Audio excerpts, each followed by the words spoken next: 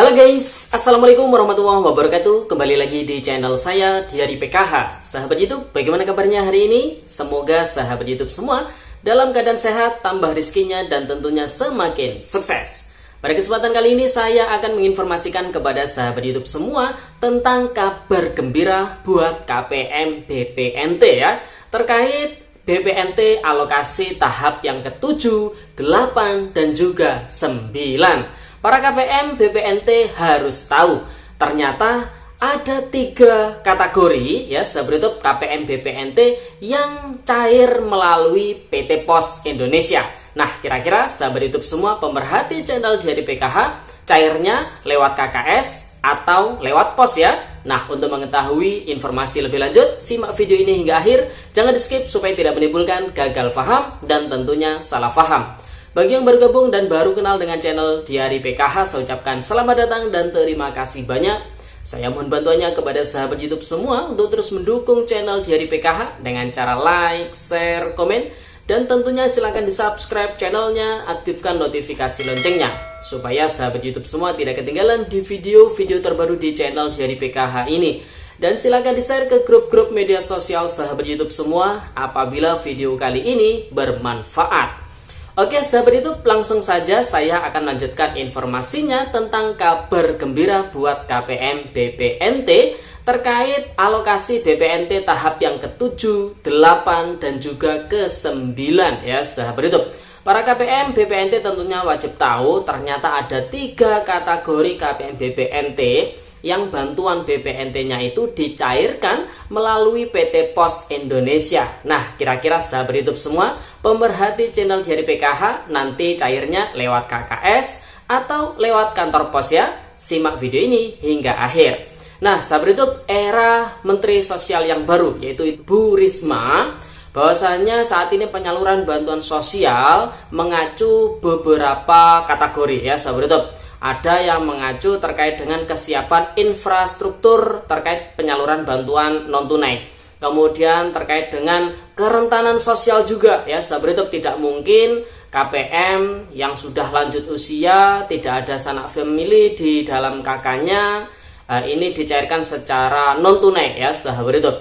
Kemudian yang disabilitas juga sama, ini melihat yang namanya kerentanan sosial. Jadi perlakuan penyaluran bantuan sosial itu dilakukan secara non-tunai atau secara tunai melalui PT Pos Indonesia. Itu yang pertama, mengacu kesiapan infrastruktur terkait dengan penyaluran non-tunai, siap atau tidak daerahnya ya sahabat YouTube. Yang kedua terkait dengan kerentanan sosial, apakah si KPM tersebut termasuk KPM yang bisa melakukan penarikan bantuan secara non-tunai atau tidak. Kalau misalkan tidak, tentu dicairkan secara tunai ya sahabat YouTube. Kemudian yang ketiga yaitu terkait dengan kondisi geografis. Nah, kalau kondisi geografisnya itu atau daerahnya itu sulit ya sahabat YouTube, jadi tidak mungkin disalurkan secara non-tunai. Jadi harus dicairkan secara tunai ya, apalagi bagi daerah-daerah yang namanya 3T ya sahabat YouTube, terjauh dari lokasi kota. Ini biasanya kalau mau mencairkan bantuan PKH ataupun BPNT ini harus naik speedboat ya, atau naik perahu yang biayanya ini lebih besar atau lebih tinggi dibanding bansos yang diterima. Jadi kalau seperti ini, maka penyaluran bantuan sosialnya BPNT ini dicairkan secara tunai ya sahabat YouTube. Nah, jadi terkait dengan penyaluran bantuan BPNT untuk alokasi tahap 7, 8, dan juga 9 atau bulan Juli, Agustus, dan juga September ya sahabat YouTube, ini memang ada 83 kabupaten ataupun kota khusus yang memang dicairkan secara tunai melalui PT Pos Indonesia ya sahabat YouTube. Namun bagi daerah lainnya yaitu sebanyak 431 kabupaten ataupun kota lainnya selain 83 nanti yang saya sebutkan ya sahabat YouTube, ini pencairannya melalui non-tunai masuk ke dalam kartu KKS dan sudah didistribusikan dan sudah disalurkan ya sahabat YouTube untuk alokasi Juni dan juga Juli, dan ini menunggu untuk alokasi bulan Agustusnya yang kemungkinan besar ini akan dicairkan di bulan September ya sahabat YouTube.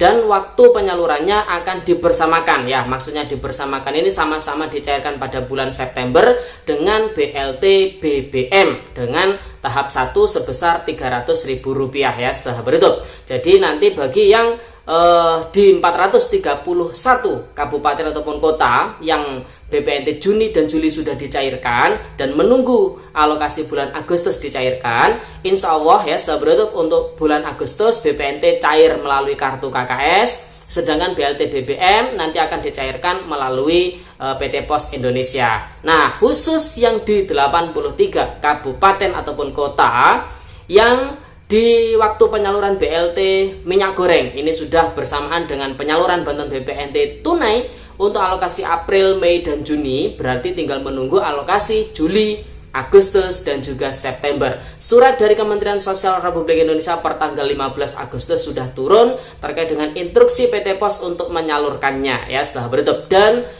apa yang disampaikan oleh Bu Risma, katanya untuk penyaluran bantuan BLT BBM ini akan dibersamakan ya, sama-sama di bulan September maksudnya, dengan penyaluran bantuan yang bersifat rutin atau bersifat normal yaitu BPNT, kemungkinan besar nanti akan sama-sama dicairkan melalui PT Pos Indonesia ya sahabat YouTube.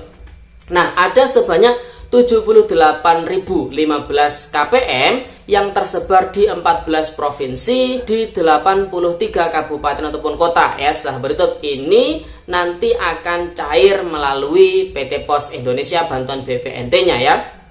Nah, sesuai apa yang saya sampaikan di awal tadi, bahwasanya ada 3 kategori KPM yang dicairkan melalui PT Pos Indonesia. Yang pertama adalah KPM yang berada di daerah sulit ya.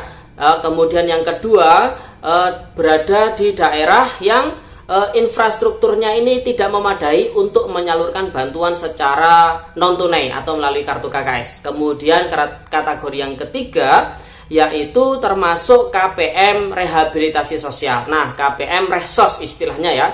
KPM Resos itu adalah KPM lansia tunggal ya, yang usianya 60 tahun ke atas tapi di dalam kakaknya dia sendirian. Kemudian disabilitas berat tunggal, jadi dia sudah disabilitas, dia juga tidak memiliki keluarga lainnya di dalam kakaknya. Jadi itu masuk KPM rehabilitasi sosial. Jadi yang pertama KPM yang berada di daerah sulit atau geografisnya ini sulit. Kemudian yang kedua berada di daerah yang infrastruktur untuk penyaluran non tunai ini tidak memadai. Kemudian yang ketiga termasuk KPM rehabilitasi sosial atau Resos ya sahabat YouTube.